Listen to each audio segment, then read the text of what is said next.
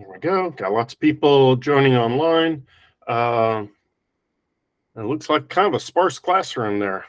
Uh, Please do let me know when you're not going to be able to attend class in person.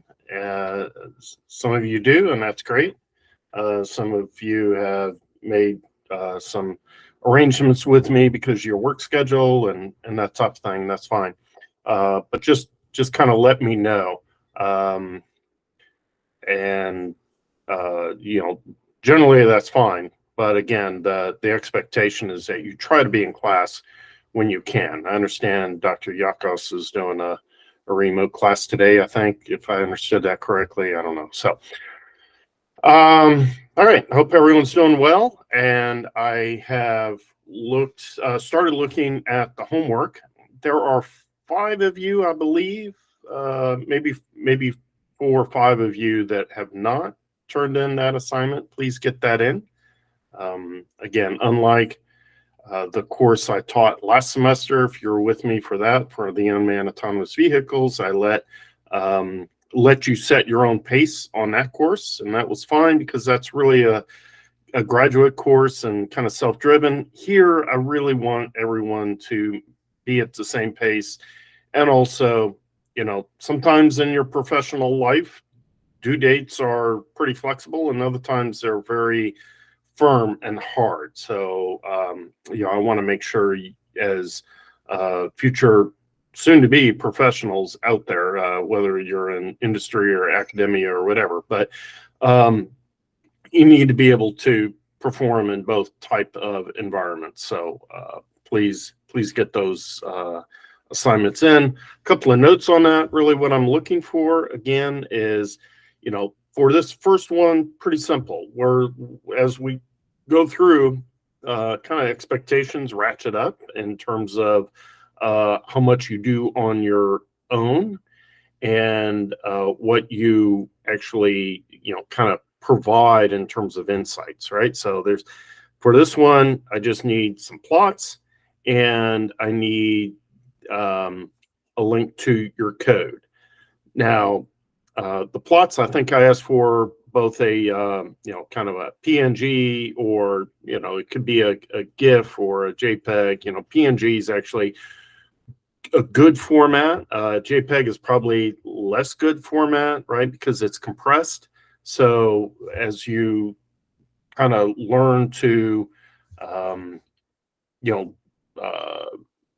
prepare reports and that type of thing in your profession, you want to make sure that they look good, right? And so PNG is a good format for that because it's not compressed and but it's easy to drop into presentations.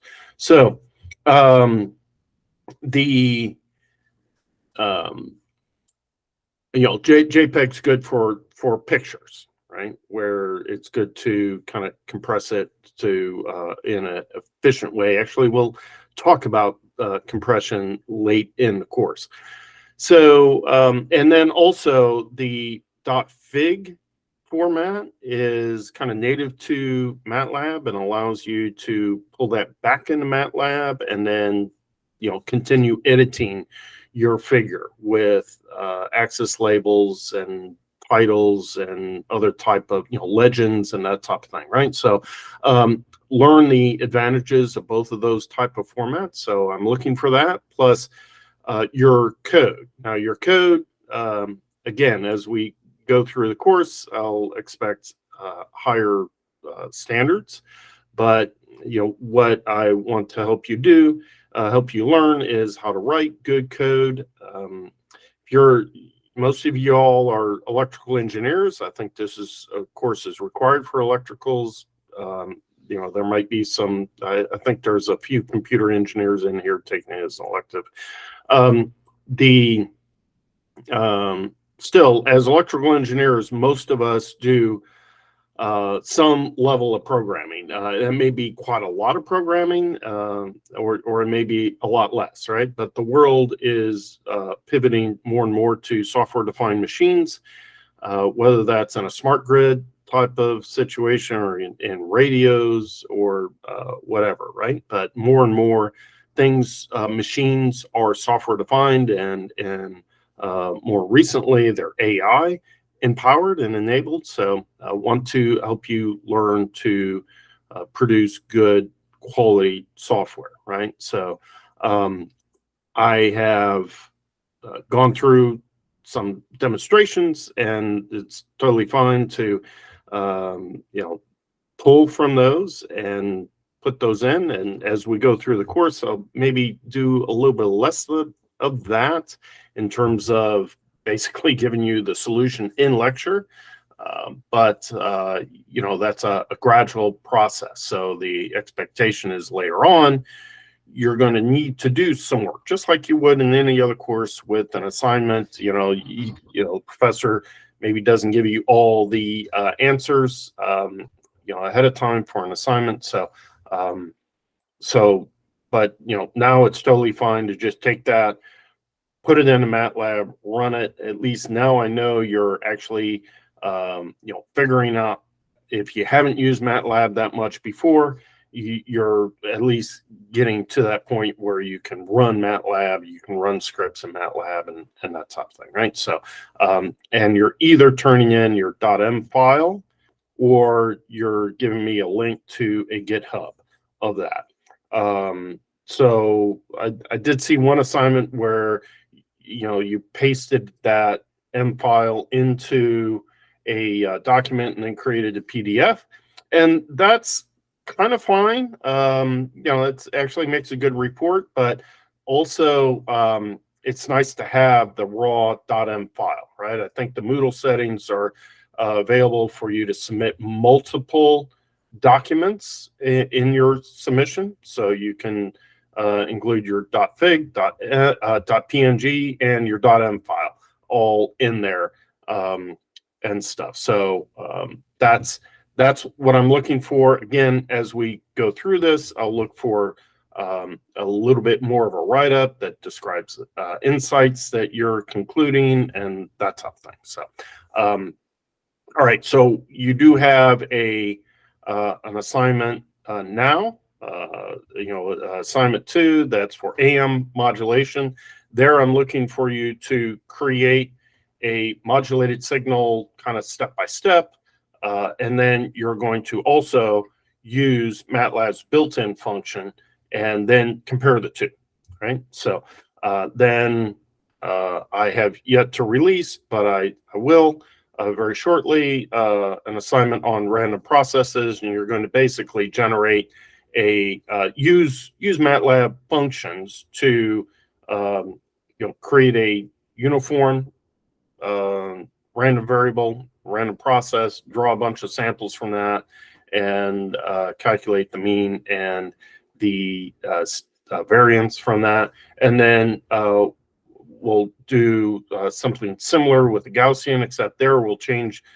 You'll do like a 0 mean, 1 variance of 1, which is just a basic function call, and then create a similar process, but with non-zero mean and a non-unity variance, and then kind of plot a histogram of that and stuff. So I'll release that soon. So all right, so let's see. I think we have an exam scheduled.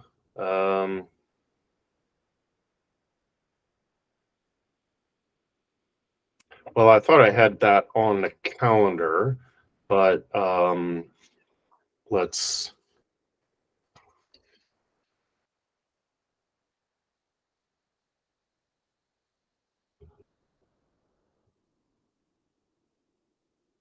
I'm just looking at okay. So an exam for exam 1 is going to be next Tuesday, right? So be thinking about that.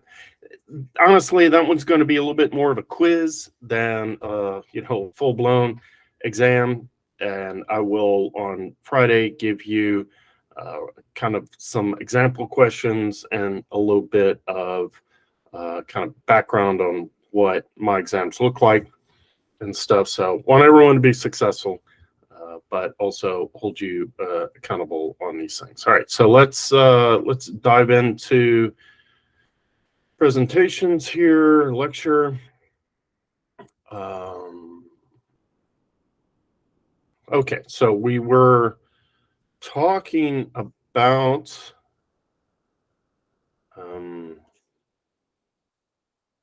random variables, and we had looked at the mean of a uniform distribution. We talked about the definition of the expected value of the mean, and I think where we left off was talking about now, what if we have a function of this random variable, right? So instead of the random variable itself, now we're looking at a function of it, and can we calculate expected values of that? So the way we would do that is, for the expected value of x here, you would just have an x prefaced by your probability density function, your f of x, right?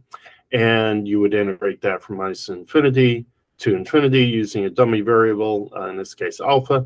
But with the function, now instead of just putting alpha out here, representing x as a dummy variable, we're going to put the function out there, g of x. And again, it's kind of a weighted throughout this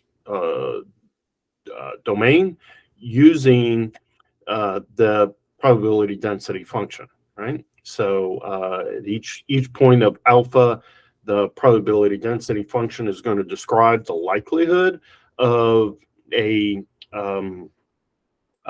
the variable, or in this case, the function of the variable, occurring or taking on that value as a random variable, a random variable function of a random variable over that differential interval d of a, d of alpha here, right? So why might we use this? Well, let's look at the the expected value of the function x squared. Instead of x, it's x squared. And so we put out alpha squared in front of this. We call that the second moment. If it was cubed, it would be the third moment, right? So a mean would be the first moment. So that's just some terminology there. But if we just looked at the second moment, it would be very influenced by the first moment also. So we also define a central moment. And in this case, it's the second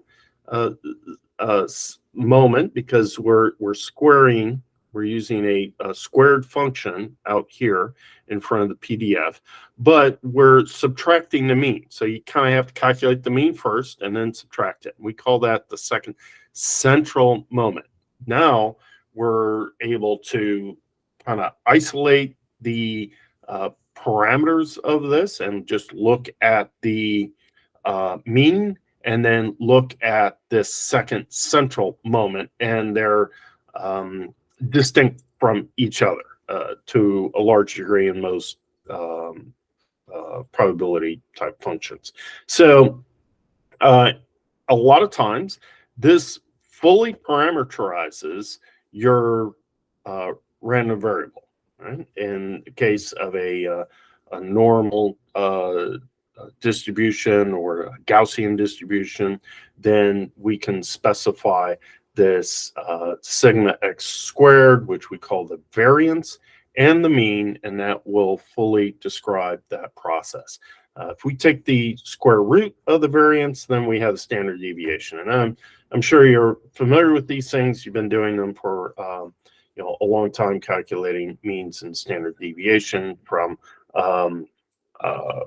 points and from samples, and then more recently in your academic career, you've learned how to do it kind of mathematically, right? Working with the formulas. So let's look at the variance of the uniform distribution, and we're a little bit behind, but I'm going to go through this pretty quickly and just to show you what's going on. So here we substitute in the PDF for the uniform distribution. right? And previously, we calculated the mean of that at the end of the last class, right? So you can go back a couple of slides and see that here. And so we subtract that, and then we substitute in our dummy variables, and we integrate, instead of minus infinity to infinity, we only have support for this function between a and b, right? It's zero everywhere else. And if you're integrating zero, it's still zero. So we can change our integration limits to simply a to b. Right, so then I just expand some terms here, and then we expand further and multiply this term out, going from here to there, and just kind of expand all these terms products, so we have individual terms, right? And so then we integrate this, and integration is just a summation, so we can integrate each of these terms individually. And oops, I haven't integrated yet, so I'm just kind of rearranging some terms by pulling this 4 down to the denominator and getting some common denominator type stuff there, right? So that's just rearranged in terms. So this last one in here is where I integrate. It's just power rule. So pretty straightforward, and we're going to then substitute in our limits from B and A here. So you see up here in this first part down to this a squared b on the second line, this is all substituting in the b where we have alpha. It was alpha cubed here, alpha squared there, but a b term also, and so on, right? And then this is second part here in the parentheses is minus the substitution of a into all of these, right? And then just kind of rearranging some terms and gathering like values here, and then we continue to consolidate, and this is just kind of some algebra, and we end up factoring out this 3 here, and so we have 1 over 12 b minus a as coefficient of b cubed minus 3a b squared plus 3a squared b minus a cubed. I think in the previous presentation I uploaded, I was missing a term, I think, or I had a sign wrong. I fixed that, and I'll upload the version. But the conclusion is still the same, is you end up with this, which you can factor into b minus a cubed, right? And then we simplify this fraction here, and we end up with b minus a quantity squared divided by 12, right? So interesting result. So now we've calculated both the expected value, or the mean of the average, the uniform distribution, and oops, wrong direction. And now we've calculated the variance of the uniform distribution. And you can do this with any distribution. It's just, even though it looks involved, it's pretty simple with a uniform distribution. It's just power rule type integration and a bunch of algebra. All right, so now let's look at 2 random variables. So we've looked at a single random variable, and then we looked at a function of a random variable, of a single random variable. And now let's look at 2 random variables. So we're going to define this now, this probability distribution function, f, x, and y, and we'll put that in terms of this alpha and beta. Remember, for a single variable, this distribution function looks at the probability of x, or the random variable, taken on a value less than some parameter alpha, right? So f of x of alpha would be this probability of x being less than or equal to that alpha, where alpha can take any value from 0 to 1, or actually over the domain or the support of this random variable, right? So, but when we have 2 of these, now we're going to take the intersection of these 2 events, right? So there's this event that you take a sample the sample space for your random variable, and you get a particular value. What's the probability of it being less than or equal to alpha, and why this other random variable being less than or equal to beta, right? These are distinctly different random variables. And so the intersection of this means that both are satisfied. Right? So now we can look at the probability density function of these two variables, and we can differentiate here once with respect to alpha and once with respect to beta. And of this distribution function to get the density function, right? Then we can now calculate the marginal probabilities. So I'm just, hopefully this is all refresher, and but when we want to now, we are given, maybe we've been given or found this density function as a function of both variables, but we want to figure out what is just the PDF, or the probability density function of X, or alpha. Actually, this should probably be Y down here. And so we can integrate that with respect to the other random variable, right? So if we want this fx of alpha, then we can integrate out the beta, or the y random variable, right? So so then we have this very important concept of conditional probability, right? And kind of easy way of understanding this is, what is the probability that an event occurs given that some other event has already occurred, right? So we write that with this vertical bar, where B is this event that we're assuming has already occurred, right? Given that B has occurred, right? Maybe Y is less than some beta, equals 3 or something like that, right? And we know that that event has been satisfied.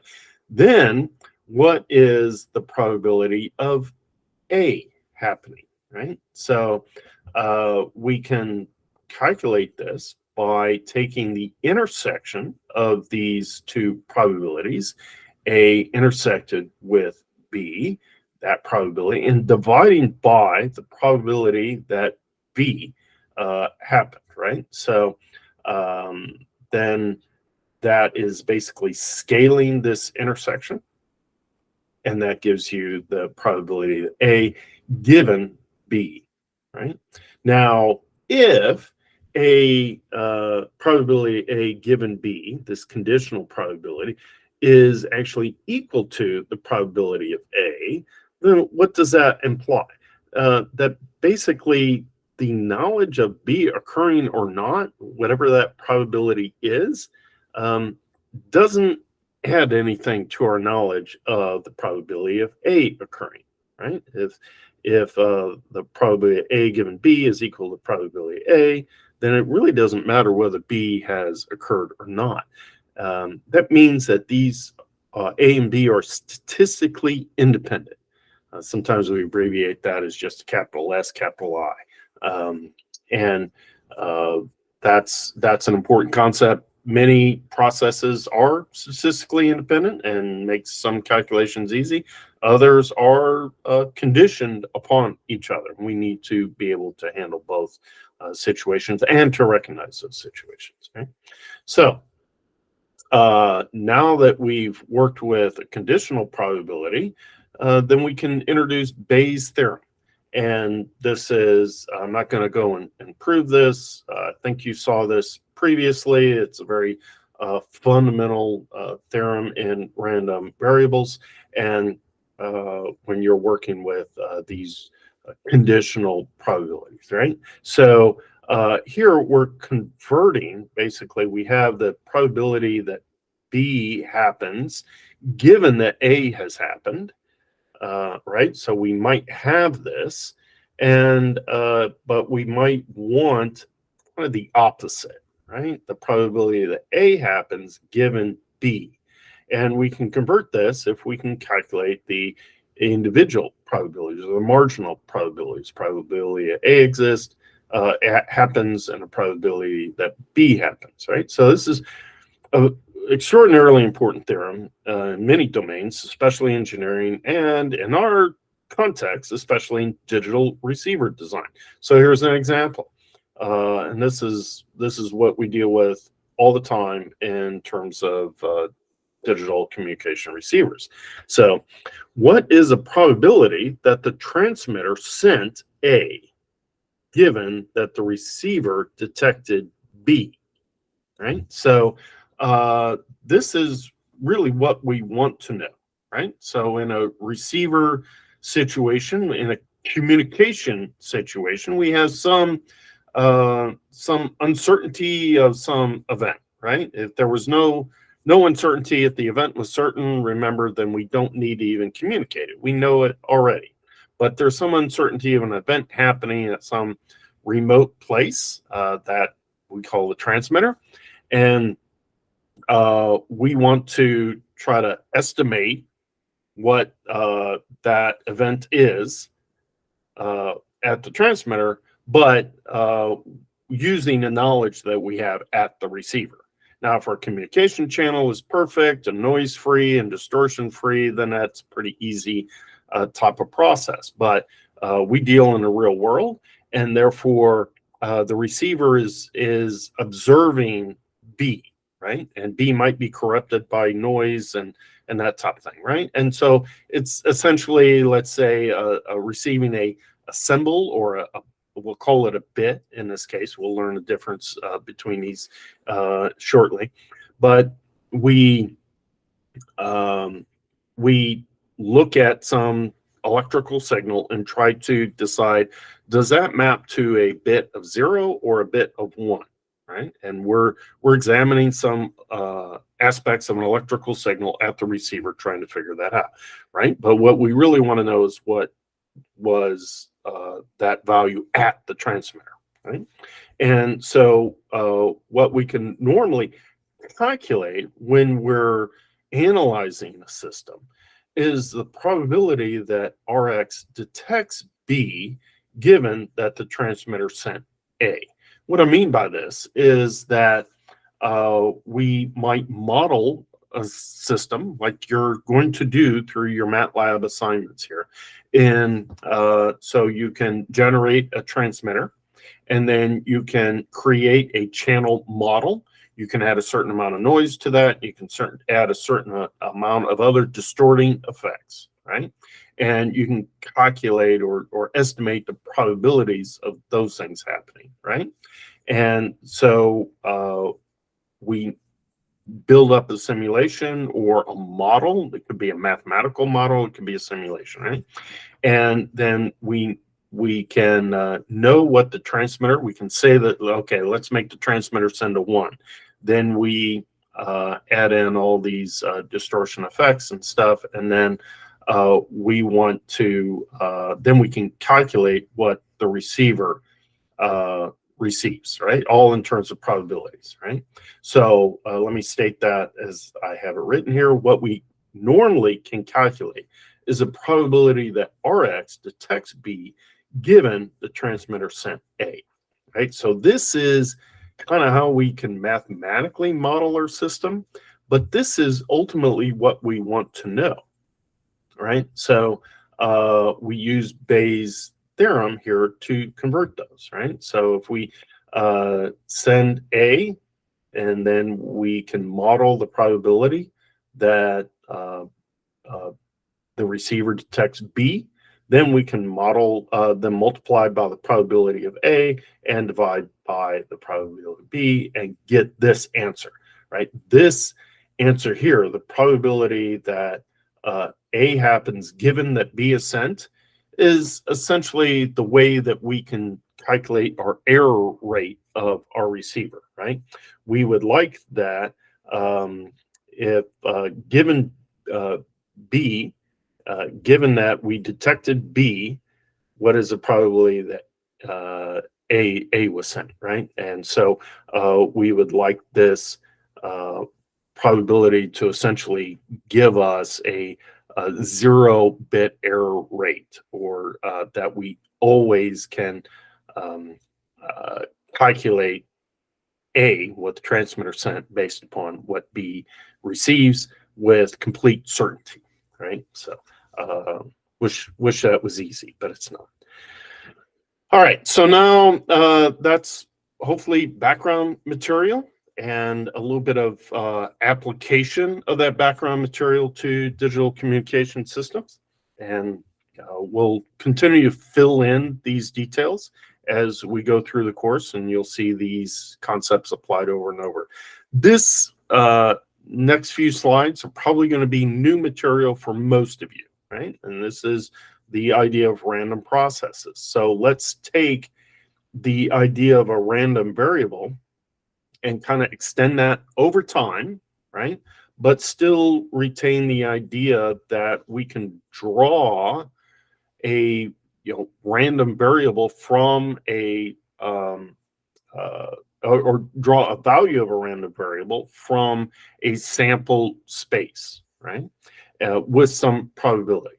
So we can think of this as an example of a set of identical noise generators, right? So we've got V1 here, V2 here, and all the way up to Vn, right? So this might be 1,000 or something like that, right?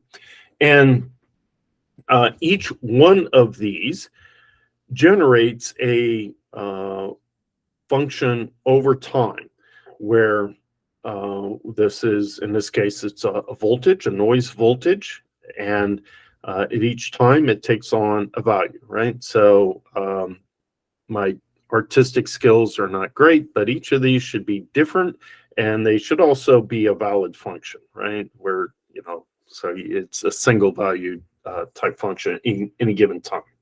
So in spite of my poor art skills. Now, let's look at this in a little bit more detail. So our randomness kind of happens in two different axes here, right? So, but this represents one kind of random variable that is a collection of values over time. That's from this random process or random variable that represents all these different generators, right? So there's some likelihood that if we draw from the sample space, we will get a waveform that looks like this, right? Like this top graph, right? Now we could also draw from this random variable a process that looks like number 2 or n, right? Where each of these is different, but there might be some probability assigned to the idea of getting this particular waveform. And that might have a different probability of getting this waveform, right? So the idea that the randomness in some respect is kind of the fundamental respect is between what waveform are we going to get out of this noise process, right? We might get this one, or we could draw again from that sample space and get this waveform, right? So a random process is an ensemble of functions. For example, voltage could be something else, right? Of some parameter, oftentimes time, but it could be spatial or something else, right? So these are just examples and don't limit the definition of a random process, right? So it's an ensemble of functions of some parameter together with a probability measure by which it is possible to determine certain statistical properties of a member or a group of members of the process, right? Now, maybe in some, situation, maybe we can't determine these statistical properties, but then it's not much use for us, right? So we're looking at random processes where we can kind of determine, we're interested in certain statistical properties so that we can model or simulate or understand our system based upon these statistical properties, right? Waveform N is a member of the ensemble, right? V1 is a random variable, right? Associated with the waveform voltage at T1. Okay, so here we have T0, T1, T2, Tm, right? So we can look at any of these points in time, and we could have a random variable V1, T1, a random variable V2, T2, and so on, right? So V1 is a random variable associated with the waveform voltage at T1. So now let's look at the probability that V1 lies between some values alpha and beta, right? And we're going to define that as the limit of N1 divided by N, where N1 is the number of members for which V1 at T1 does actually lie between this. Maybe that should be Vn right there. Where N is a large number of ensemble members, right? So what we're looking at is what's the probability that our voltage is going to lie between, let's say, minus 1 and minus 1.5 or something, right? And then we can look at this random process, this random process, this random process, all N of these, right? And so then we can look at those statistical processes, properties of that, right?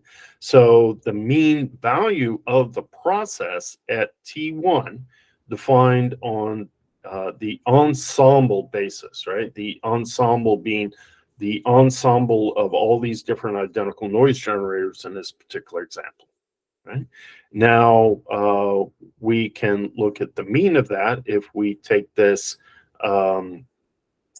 limit as n goes to infinity, but sum all those up and divide by n, right? And again, it's this might be better described as Vn there and Vn there, right? So we're looking at what is the random variable at a particular time T1. So I want you to think vertically on the prior figure, right? So vertically here, this would be averaging all values of these functions at T1. We could do the same thing at T2, at Tm, T0, right? So the point is we're averaging all these vertically, right? So all right, so now so let me just reinforce that one more time. So we're drawing different waveforms from this random variable over here, right? Where when we sample that random variable, one member of that sample space might give us a waveform like this. Another member of that whole sample space might give us a waveform like this, right? And we're looking at a particular time and we're averaging all of those, right? So, all right. Now, let's consider two random variables that sample the process at VT1 and VT2, right? So here, originally we were looking at a single time. Now let's look at how do these waveforms relate over time, right? But on an average basis, right? Because this waveform is different from that waveform, different from that waveform. Okay, so they have some joint probability density function, f of v1, v2, a comma alpha comma beta, right? And so now we're looking at this kind of function horizontally a little bit, right? This process, this random process. So we're going to describe the autocorrelation as our VV for voltage, and T at T1 and T2, right? So now we're looking at the average value of the voltage at T1 times the voltage at T2, right? Where this voltage still is a random variable across all these different noise generators, all these different random waveforms that we're getting, right? So now we can rewrite this as the expected value of the random variable x, right? In this case, it's voltage, but just kind of generalizing to some random variable. And it's parameterized here at T1 and T2. And I'm going to generalize this further to complex random variables, right?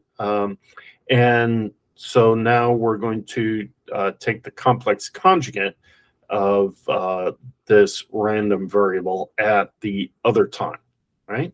And so we're going to write this as R of x. Sometimes it's XX, but other times it's just R of x, right? If you only see one down here with the capital R, it's implying the autocorrelation. And that is parameterized at time 1 and time 2, right? And this is used to describe how random the process is correlated over time, right? So how similar is this kind of average value to this average value, right? What is that correlation over time? Let's get back to where we were. So note that here it's Hermitian, right? So we have already seen this term previously. We're going to see it again here, where note that if we know the autocorrelation of Rx at T1, T2, we can take the complex conjugate of that and see what the autocorrelation is for T2, comma T1. Right, so we're reversing these things here, right? So not going into the proofs of these things for the sake of time, right? So, all right. So now let's generalize further and look at cross correlation. Autocorrelation was a random variable, right? X, but looked at two different times, right? So this would be the voltage function coming out of all these different voltage noise voltage generators. Now we're going to look at two different functions, right? Two different random variables, random processes, and we're going to look at the cross correlation between those two, right? So here we have x at T1, and then now we have a different random variable, y at T2, and we'll again take the complex conjugate of that to handle the complex values, right? So now here we see our xy, right? These are different now. So this is used to describe the similarity of two random processes, right? So it's these concepts here are really correlation. Correlation is analogous to convolution, right? But some differences, right? So you probably studied more of convolution than you ever wanted to in your junior year in your signals and systems class, right? So we recall that with convolution, we're basically sliding two waveforms across each other, right? In some parameter, typically time. And what we do is we flip one, right? We mirror image one. Well, we don't do that for correlation. But otherwise, we're still sliding across that parameter, again, oftentimes time. So I say it's somewhat analogous. Just be careful that it's not exactly the same. But if it helps you to understand it, it's similar to convolution, but for random variables and no mirroring in time. What we do end up with here is still this Hermitian relationship, right? So, all right, now we see that these are functions of T1 and T2, right? Both for the cross correlation and the autocorrelation, T1, T2, right? And that kind of presupposes some definition of what time zero is, right? And then we're looking at this specific snapshot in time and this specific snapshot in time, or it might be T3 or T4 or T sub n, right? And that's problematic a little bit because it's sometimes hard to define the origin of time, and it just complicates things if every time is different and we have to make these calculations at every single time, right? Fortunately, we can oftentimes invoke this concept of stationarity and simplify our analysis, right? So if the nature of the signals are such that we can ignore the time origin, right? Is T0 yesterday or an hour ago or right now or 1,000 years ago? We can ignore when time started for this process, right? And only focus on the difference between T1 and T2, right? And so we define this variable called tau, T1 minus T2, right? And then we can instead look at this autocorrelation as a function of tau instead of T1, T2. What this would imply is that maybe the autocorrelation of T0 comma T1 is the same as the autocorrelation of T1 comma T2 is the same as the autocorrelation of T2 comma T3, assuming we have a periodic sampling rate in time, right? And so it doesn't matter whether we're looking over this interval or some other interval, right? As long as that interval is the same width, right, of T1 minus T2 or T2 minus T3 or T0 minus T1, as long as that difference is the same, which we can model as tau, then we can simply use that, and we could calculate it whatever absolute time makes, is convenient for us, right? Now, if we further assume that the first moment and the autocovariance do not vary with respect to time. The first moment is your mean, right? Your second moment is that a function of x squared. Second central moment, it's a subtlety on that, but what all we're assuming there is that the second moment is finite for all time, right? And I know I'm not defining this, but we're just going to assume that these things are met in general when we analyze our system almost all the time, right? And of course, I believe all of our signals that we're going to look at are going to be wide sense stationary, right? So this is what we're defining. We abbreviate this with WSS, right? So this is background material, and this is kind of the important part. These are subtle things, and generally they obey, right? So that the mean doesn't vary with respect to time, and the second moment is finite. So we've maybe touched on it, but we'll expand this at the variance of a random process typically describes the power, right? It's kind of like power. What's power in an electric circuit? It's V squared, over R, or I squared times R. There's some value that's squared there, right? That gives us power. I'm just doing some super hand wavy type stuff here, right? So the second moment is that squared function. The second, and if we're dealing with a zero mean process, which we often are, we'll discuss that some more, that the mean of our process is zero, then the variance, whether it's the second moment or the second central moment, if the mean is zero, those two are equal, then we're dealing with finite power signals, right? So we call this process wide sense stationary.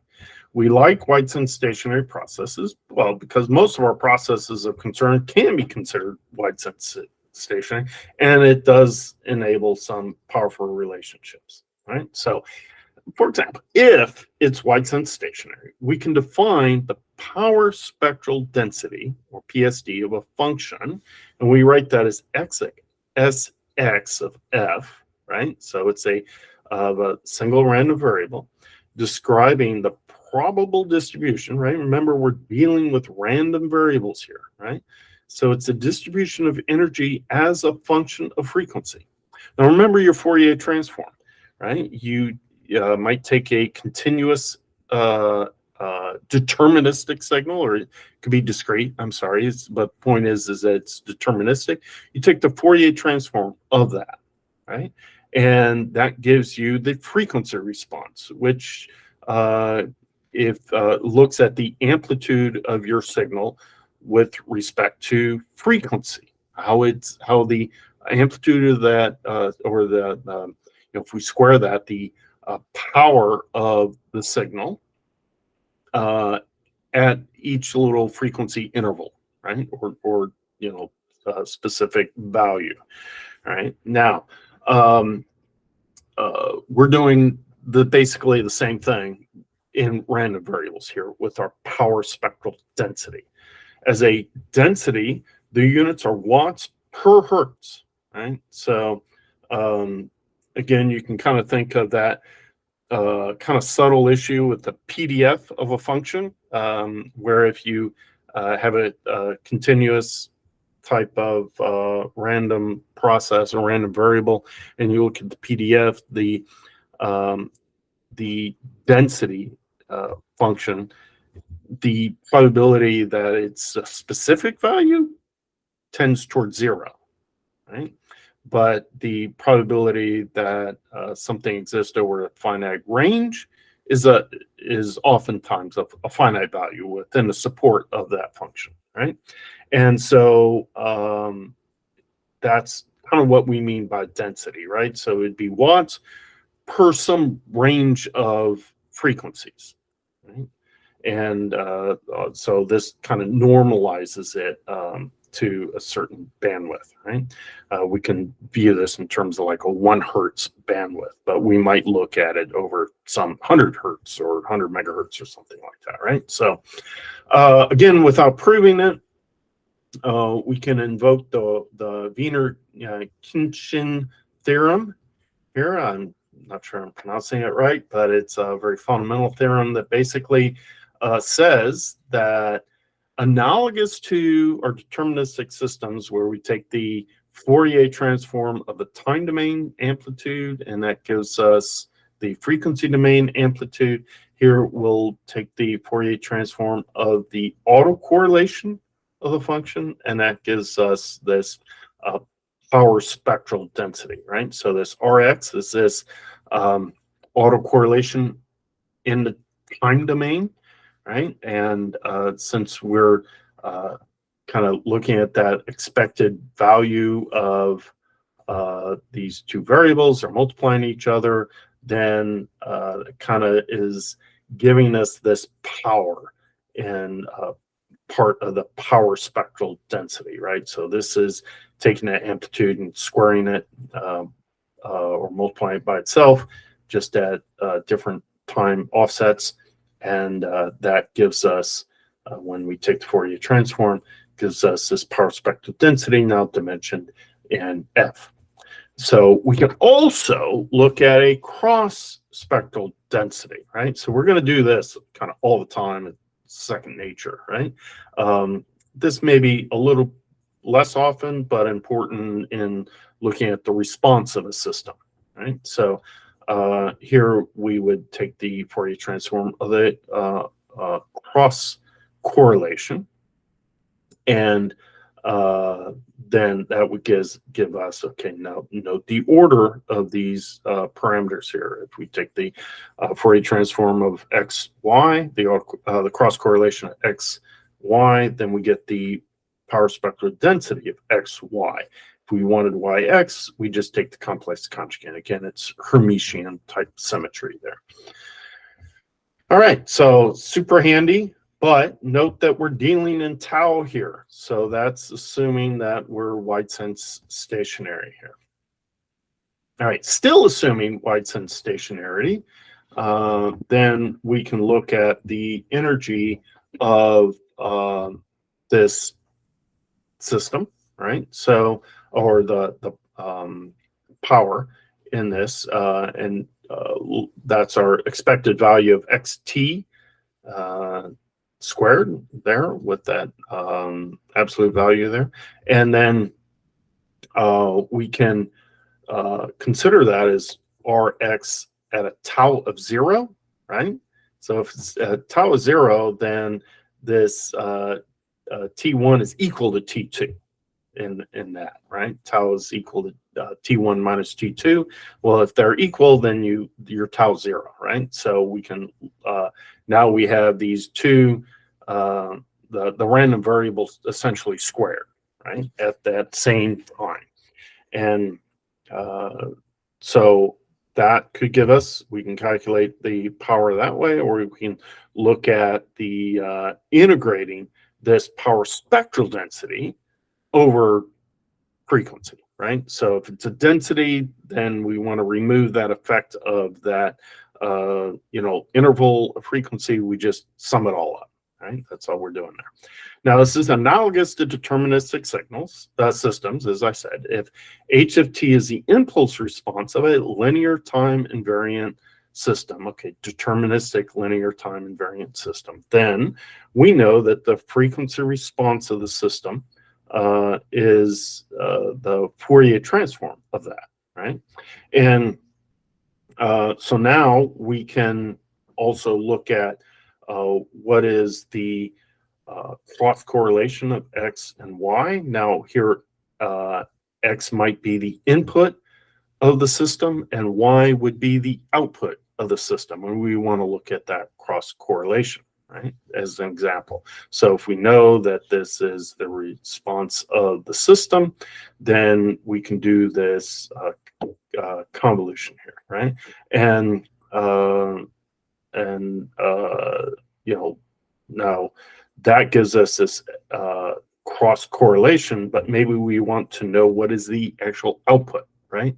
Output of the system. So then we can, convolve again with this h of t, and now we end up with just that kind of marginal, or the Rx of tau. Likewise, we can work in the frequency domain, and of course in the deterministic systems, you may have found that doing convolutions is rather tedious, and it's sometimes easier to calculate the Fourier transform, and then you can just multiply those two together, right? And for certain systems and signals and stuff, we already maybe know the Fourier transform of the signal or something like that, right? So, or it's easy to calculate. So oftentimes we work in the frequency domain. Same thing in power spectral density. We can do basically the same thing. So we can look at this. Again, these are in power, not amplitude domains. So if we really want to get the power spectral density of the output of a system, then we're going to multiply the power spectral density at the input times the square of the impulse response in the frequency domain, power spectral density domain. So all that's analogous to what you're dealing with in deterministic systems. All right. And again, doing these without proofs, the book has a lot more details on that. If you go on, take a graduate course in communication systems, and you could expect to derive all these type of relationships, right? So, all right, so now let's consider a white noise process. Consider a random process which power spectral density is constant for all frequencies, right? So we're going to write that as this xx of f is equal to this constant n naught and divided by 2, right? It's just kind of make the mathematics work out nicely, right? So there's no function of f over here, so it's constant. So whatever n naught is, that's a certain amount of power, right? This is a power spectral density, and it's constant over all frequencies. So that's analogous to white light containing all the frequencies and or wavelengths, and visible light, you know, we see that as white, right? And so we call this a white noise process. Not all processes are white noise, but it's a very important process, right? So this would kind of imply infinite power, right? Remember, this is a density. If we wanted to find the power, we would integrate from minus infinity to plus infinity. Well, that would give us infinite power, right? We take n naught of divided by 2. We integrate that. We'd have x, and n naught divided by 2 will actually be f instead of x, but it'd be f, and then plug in infinity, and then minus and minus infinity, and you get infinity, right? So that'd be an infinite amount of power, which is not real, right? So it's not physically realizable. The thermal noise approximates it. Yes, it eventually rolls off. It's super high frequencies, very low wavelengths and stuff.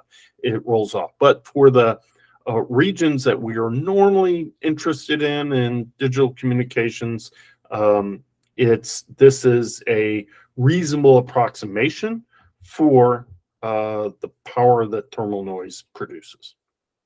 All right, so N of T, here's a stationary process.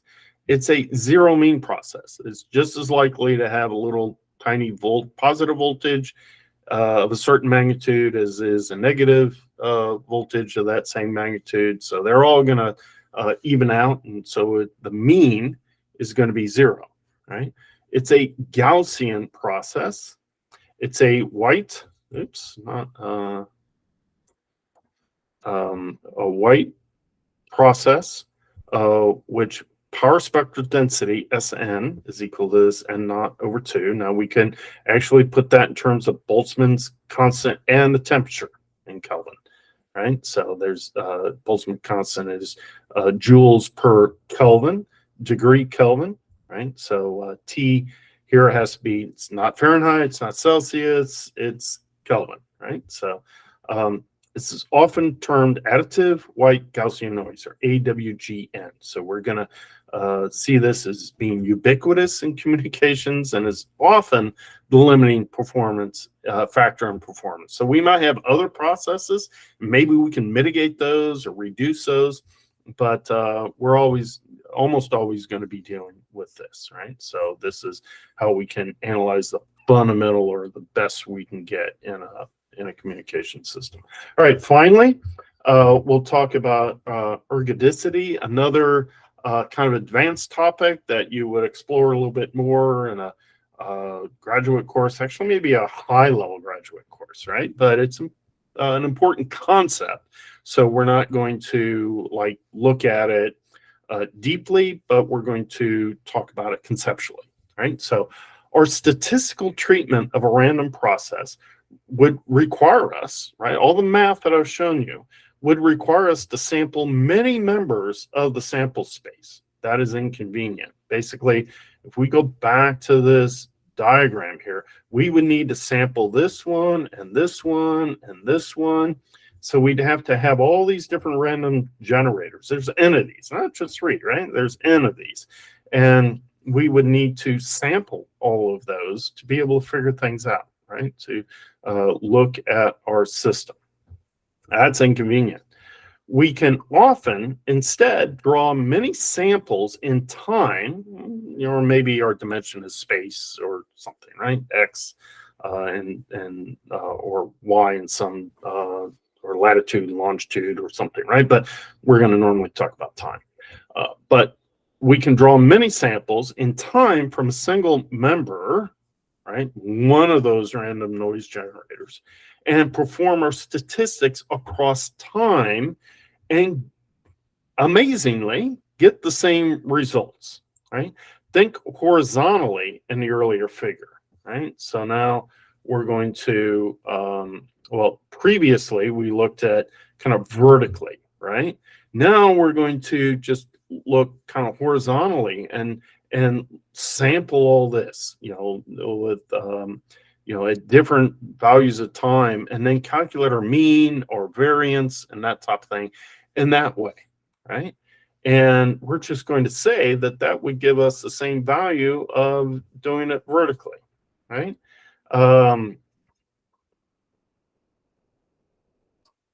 okay, so thinking horizontally in that earlier figure. Now we only have to sample it once, right? We can run an experiment, measure all those values across time, and calculate our statistics that way, right? So instead of having to run an experiment many times, right? So a process that satisfies this is called ergodic or displaying ergodicity. Okay? And we're not going to go into this. Turns out, actually, that's a fairly valid assumption to assume that our systems are ergodic in a lot of cases, right? So, what property of the system do you think is necessary, maybe at least helpful to model it effectively? Well, if it's wide sense stationary, then we don't have to worry about an absolute time. We can just look at time offsets, and it doesn't matter where we are in time, right? So and that it's ergodic, so we can calculate the mean and variance by observing a signal over time. So rather than having to repeat an experiment many times. So these are two super important assumptions. Just like when you first started looking at systems, you assumed that they were linear and time invariant, right? And that's you spend a lot of your undergraduate career always looking at linear time invariant systems, and not until you get to maybe more your advanced courses or so on do you start considering nonlinearity or time varying type signals and that type of thing, right? So it's not to say that every signal is wide sense stationary or ergodic, but many are, and it certainly simplifies our analysis of them. So so we've introduced a lot of fancy terms in these first few lectures here: entropy, wide sense stationarity, ergodicity, maybe Hermitian, and all these things, right? So we're not going to go much deeper into all these different things, until you take a grad course on these concepts. Nevertheless, these concepts are foundational, right? And you deserve to have had some exposure to them. So the takeaway here is don't worry too much if you don't fully grasp them now. Just keep in mind that we have made some simplifying assumptions in all this analysis that we will do. And in real life, maybe we have to get even more complex to handle things that are not truly wide sense stationary or obey ergodicity and that type of thing. All right, so wow, I know this is feels like we're going slow, a lot of review and all, and now we're a lecture behind, plus a another lecture behind because we had class canceled. So we'll get caught up, don't worry. And things are about to get really interesting because on Friday, we'll talk about signal representation and introduction to digital modulation. So real quick, we'll look at signal space representation. We'll define memoryless and memory-based digital modulation. And then for several lectures, we'll assume that they're memoryless. And then later on, we'll look at memory type things. And then we'll look at pulse amplitude modulation, phase shift keying, quadrature amplitude modulation. So, so this is just kind of a preview of Friday. So we'll see, we're going to basically get to a point where we can model our modulation systems as these vector points, or what we'll call a constellation. Okay, and it might look like that.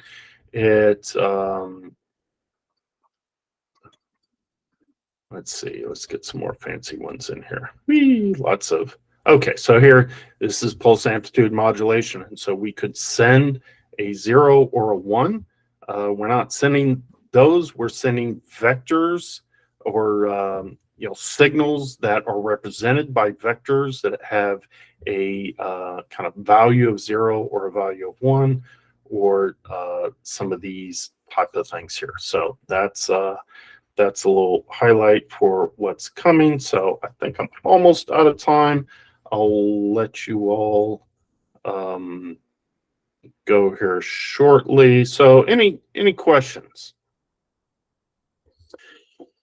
Okay, so if you're one of those 5 people that have not turned in your assignment, first assignment yet, please get that in. I think technically it's due tonight at 1 minute before midnight, or maybe 5 minutes before midnight. So just try to go ahead and get that in. Again, I'm looking for a MATLAB fig, another one that I can just look at without having to import it and open up MATLAB. So a PNG format is good.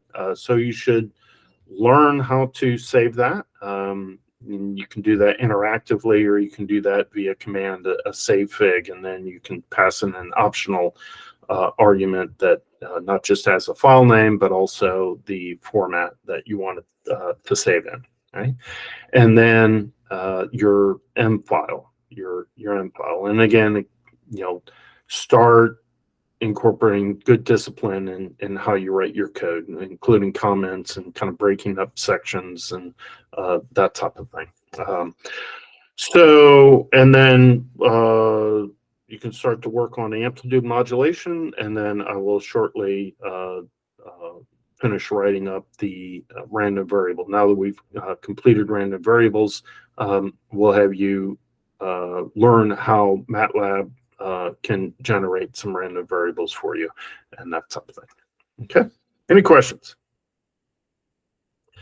All right, again, expect an exam, kind of more of a quiz. Not sure it'll take the whole period. Maybe we'll do a short exam and then a lecture, or vice versa, on next Tuesday.